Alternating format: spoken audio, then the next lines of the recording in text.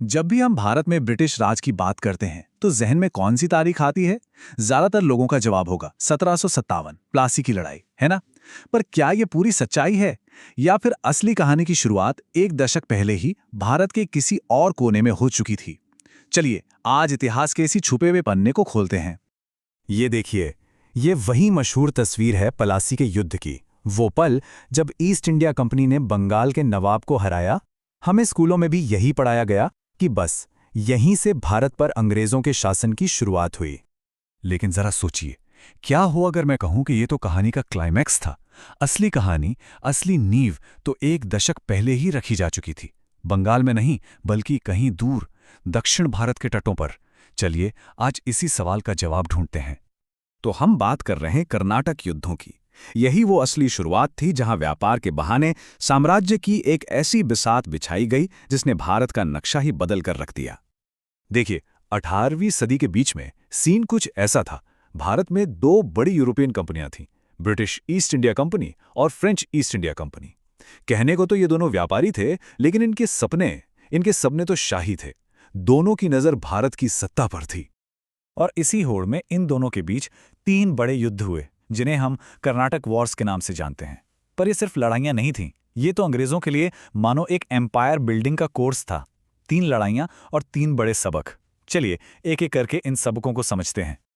तो पहला सबक था मिलिट्री सुप्रीमेसी का, यानी अपनी फौजी ताकत का लोहा मनवाना। और पहले कर्नाटक युद्ध ने यूरोपियन शक्तियों को ठीक यही सिखाया।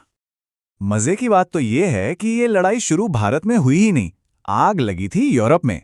वहां ब्रिटेन और फ्रांस आपस में भिड़े तो यहां उनकी कंपनियां भी लड़ने लगीं। अंग्रेजों ने फ्रेंच जहाजों पर कब्जा किया तो जवाब में फ्रेंच गवर्नर डुप्ले ने पूरा का पूरा मद्रास ही छीन लिया। खैर, जब यूरोप में शांति हुई तो यहां भी मामला ठंडा पड़ गया और मद्रास अंग्रेजों को वापस मिल गया।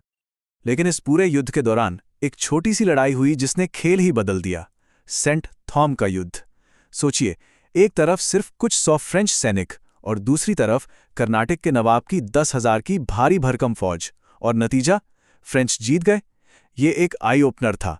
इसने ये साबित कर दिया कि एक छोटी, डिसिप्लिन्ड और मॉडर्न हथियारों वाली यूरोपियन आर्मी बड़ी से बड़ी भारतीय सेना पर कितनी भारी पड़ सकती है। ये था सबक नंबर 1। तो जब अपनी फौजी ताकत का अंदाजा हो गया तो अब बारी थी इसे पॉलिटिक्स में इस्तेमाल करने की। और दूसरा कर्नाटक युद्ध इसी सियासी शतरंज का खेल था। फ्रेंच गवर्नर डुप्ले ने एक कमाल का लेकिन बहुत ही खतरनाक आइडिया निकाला। उसने सोचा, हम सीधे क्यों लड़ें? क्यों ना भारतीय राजाओं की आपसी फूट का फायदा उठाया जाए। एक राजकुमार को दूसरे के खिलाफ खड़ा करो, उसे गद्दी तक पहुंचाओ और बदले में उससे पैसा, जमीन और व्यापार में छूट ले लो। ये सीधा साम्राज्य बनाने से कहीं ज्यादा स्मार्ट मूव था। और बिल्कुल यही हुआ। कर्नाटक हो या हैदराबाद, जहां भी गद्दी के लिए लड़ाई हुई, ये दोनों कूद पड़े। फ्रेंच ने कहा, हम चंदा साहेब को सपोर्ट करेंगे, तो अंग्रेजों ने उनके दुश्मन मोहम्मद अली पर दांव लगा दिया। अब ये भारतीय राजा आपस में नहीं लड़ रहे थे, ये तो बस ब्रिटिश और फ्रेंच की कठपुतलियां बन चुके थे। शुरू में तो लगा कि फ्रेंच का प्लान कामयाब हो रहा है, लेकिन फिर कहानी में एंट्री हुई एक ऐसे शख्स की जिसने सारा खेल पलट दिया, रॉबर्ट क्लाइव। वो कंपनी में बस एक क्लर्क था, कोई जनरल नहीं, लेकिन उसका दिमाग बहुत तेज था।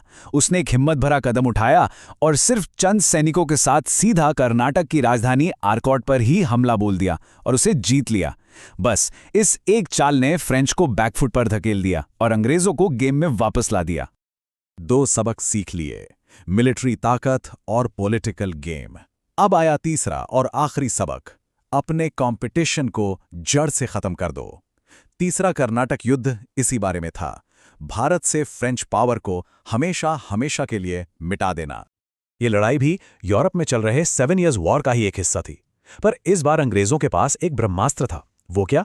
1757 में प्लासी की जीत। प्लासी से मिले बेहिसाब पैसे ने अंग्रेजों के लिए साउथ में लड़ाई लड़ना बहुत आसान कर दिया।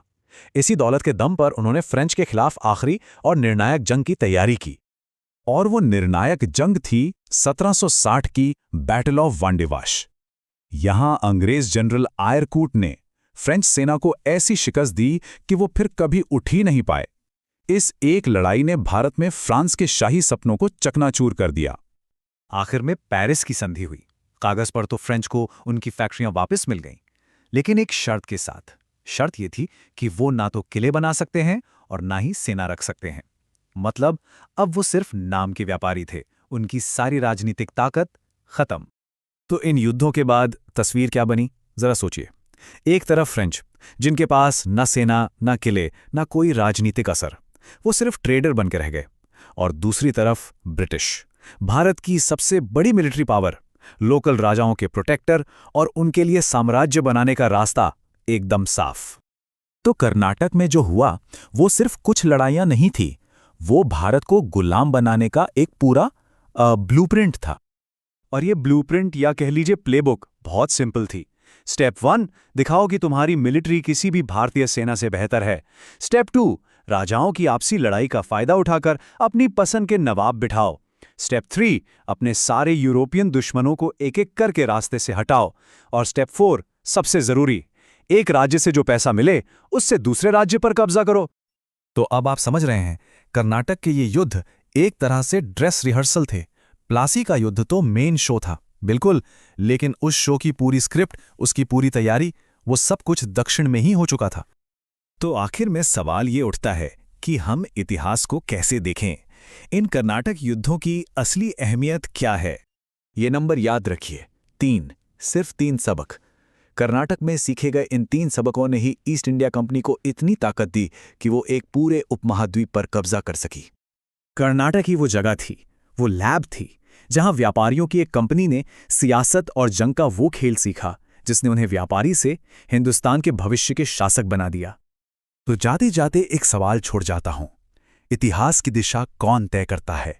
एक अकेली चमकदार जीत या वो भूली बिसरी लड़ाइयां जहां उस जीत की नींव रखी गई थी? शायद जवाब हम सबको पता है,